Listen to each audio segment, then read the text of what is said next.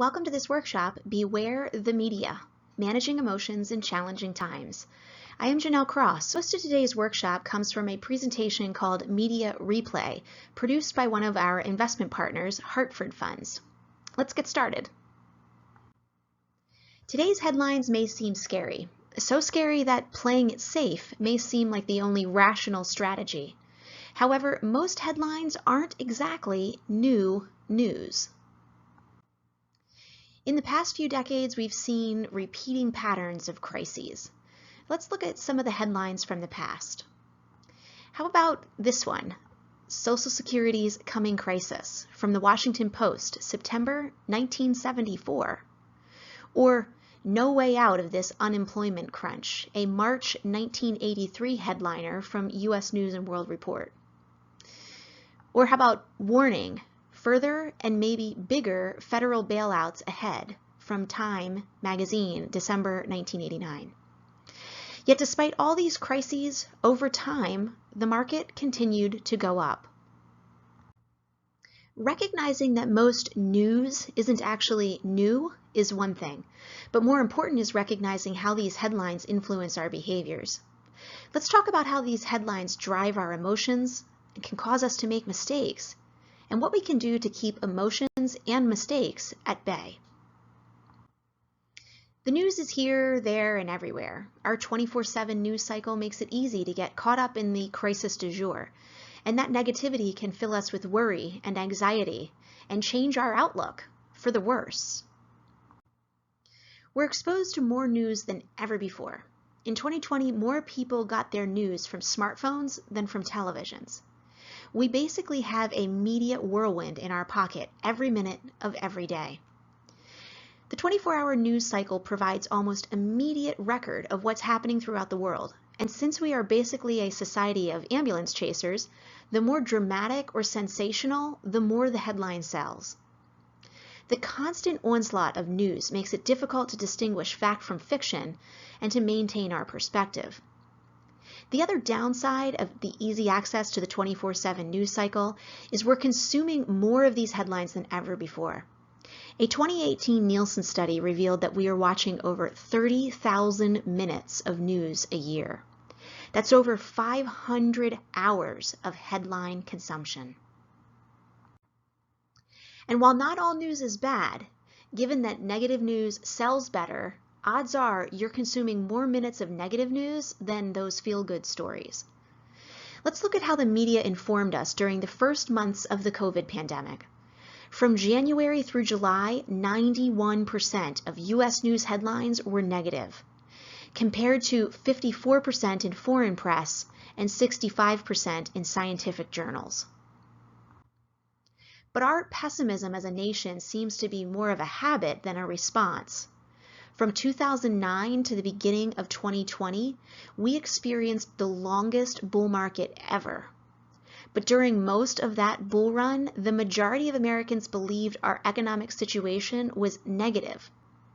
In fact, it took 7 years for the majority of us to adopt a positive outlook. But maybe we can't blame it all on the newsmakers. Evolutionary psychologists and neuroscientists argue that humans seek out news of dramatic negative events. Experts say our brains evolved in a hunter-gatherer environment in which anything perceived as threatening had to be attended to immediately in order to survive. Despite that gloomy headlines leave us feeling stressed and worried, there appears to be a strong correlation between negative market performance and our curiosity about the news. So far, we've established we are hardwired to seek out the negative, and news outlets use that against us by publishing a disproportionate number of gloomy headlines. And this makes us feel bad, but it's worse than that. What we hear in the media can influence our thoughts and lead us to make costly mistakes that impact our financial future. When investors are exposed to a steady stream of negative news, they worry about investments and losing money. And that fear hangs on long after the crisis has passed. I know this is another busy chart, but let's walk through it. This is a look back from 2007, before the financial crisis and the subsequent Great Recession, through the end of 2020. the value of the S&P, this blue mountain, grew to reach all-time record highs. Remember, from 2009 to the beginning of 2020, we experienced the longest bull market ever. But while the S&P was doing its thing, the world continued offering up plenty of bad news, like the flash crash when the Dow Jones Index dropped almost 1,000 points in a single day. There were government shutdowns, the North Korean missile crisis, and plenty of interest rate hikes. In spite of it all, the S&P 500 marched on. But many investors were focused on playing it safe rather than growing their money, and investors missed out. This red line represents the amount of money investors pulled out of stock investments during this longest bull market in history. In fact, investors withdrew $2.3 trillion from the stock market over this period. But the S&P continued to offer up returns to those investors brave enough to stay the course.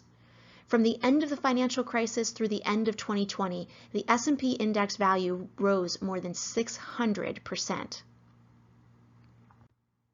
Most of the money investors pulled from stock funds went to bond funds, which are generally less volatile. But some took those dollars and put them into cash instead. But how safe is cash? Total assets in cash investments reached an astounding $15.8 trillion in 2020. While money in the bank gives us a sense of security, when our interest earnings are measured against the rising costs of goods and services, in other words, inflation, they can be less reassuring.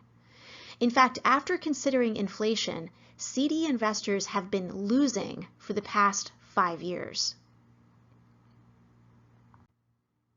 The reality is, if you're going to be an investor, you also have to figure out how to avoid making mistakes. That's because markets go down more often than we'd like. During a 40-year career and a 30-year retirement, you can expect to experience about 12 bear markets. So the question isn't whether or not you'll face a bear market. The question is, how will you react? Since 1960, we've had 10 bear markets. 7 of the 10 saw drops of more than 30%, including the Vietnam War period when interest rates rose above 9%. The Middle East oil embargo and Watergate in the mid-70s. Black Monday in 1987 when the Dow fell 22% in a single day. And of course the 9/11 terror attacks and the dot-com bubble, the collapse of WorldCom and other corporate scandal. And the financial crisis, which introduced all of us to the concept of too big to fail, and of course most recently the COVID pandemic. When the market drops, the urge to panic can be intense. But if you sell when the market is down, you lock in losses. To make matters worse, many investors don't find courage to re-enter the market until things have improved, or put another way, until markets have gone back up. Despite the recycled newsreel predicting dire global catastrophe or the end of the investment world as we know it, financial markets have been resilient. During the last 10 bear markets, a $10,000 investment in the S&P 500 would have grown to nearly $3.9 million. A less aggressive, balanced investment would have grown to over $2 million. Even a low-risk bond investor would have grown their $10,000 investment to nearly $900,000. But the investor who reacted and hit the panic button lost out on a whole lot of opportunity. And the investor who left their money safe in the bank missed out even more. I'm going to step out of the Hartford presentation to talk about behavioral finance for just a minute. Behavioral finance focuses on how individuals make decisions. Classic finance and economics assures people always make rational choices based solely on optimizing outcomes. But we know our emotions and psychology also influence our decisions. Behavioral finance is the consideration of the way they collectively influence us. Our personal biases and beliefs heavily influence our predictions about the future. For example, the theory of loss aversion suggests most people prefer avoiding losses to acquiring gains. Fear of loss causes us to overlook growth potential and makes us more likely to sell when the market is falling. The same fear will probably have us sitting on the sidelines when the market recovers. Okay, let's jump back into the Hartford presentation. Since 1926, the S&P 500 index has had 70 positive years, indicated here in green, nearly 3 times the number of negative years. Another bias worth mentioning here is recency bias, which leads us to overemphasize recent experiences when making predictions about the future. In other words, the COVID pandemic bear market, although very short-lived, seems like yesterday in our near-term memory, which can make us more likely to forecast more bad markets ahead. So what can we do to keep our emotions at bay and avoid making mistakes? Well, I'd say start by going on a newsreel diet. Unless you look for it, good news can be hard to find. For example, odds are these headlines missed your radar altogether. Future trends that could positively impact the economy include an Apple car, the focus of Project Titan, which is staffed with over 1,000 employees working to develop an electric vehicle, or Amazon's Prime Air, which already received FAA approval with hopes of delivering packages to customers within 30 minutes. Then there's Google's DeepMind, which uses AI to decode protein structures. This technology has the potential to enable quicker drug discovery.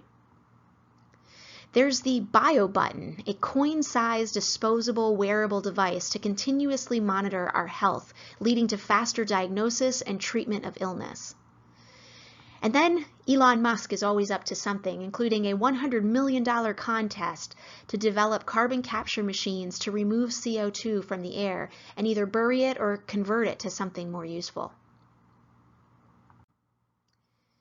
Next, get your investment portfolio off the media go-round. The repeating patterns of crisis reporting can make it easy to lose sight of long-term goals. Sensational breaking news stories coupled with our innate uncertainty tests our resolve as investors. Assess your stomach for investment risk independent of current events. Work with an advisor or use online tools to build a diversified investment portfolio, and then trust the strategy and avoid turning over the keys to the nightly news anchor, or worse, Patty Pessimist at the water cooler. And when tough times come, as they surely will, remember tough times don't last, but tough investors do. While this sounds simple, that doesn't mean it's advice that's easy to follow. Try to remember a bad trading day makes a good negative headline. A few bad trading days makes even better negative headlines. But a bear market doesn't set in until the market has dropped 20% or more. Stocks lose 36% on average in a bear market. By contrast, they gain 114% on average during a bull market. Bear markets tend to be short-lived with an average length of about 9.5 months. That's significantly shorter than the average bull market, which lasts about 2.7 years. Bear markets can be painful, but markets are positive most of the time. Of the last 92 years of market history, stocks have been on the rise 78% of the time. Half of the S&P 500 index's strongest days in the last 20 years occurred during a bear market. Another 34% of the market's best days took place in the first 2 months of a bull market, before it was clear that the good times had returned.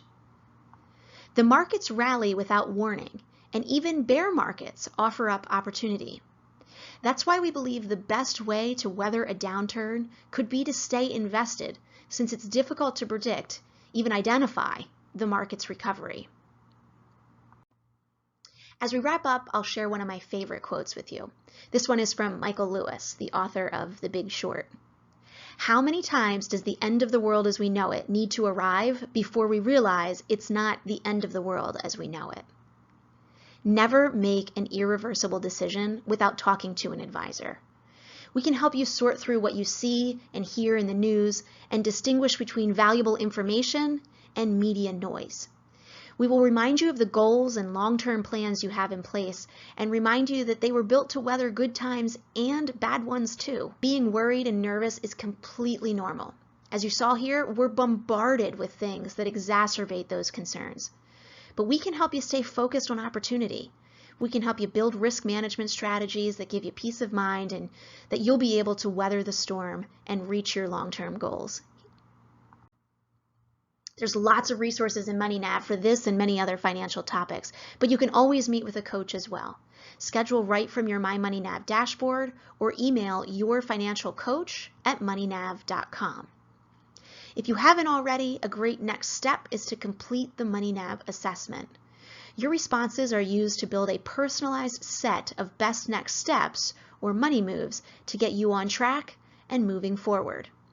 Email yourfinancialcoach@moneynav.com for a link to your company's assessment.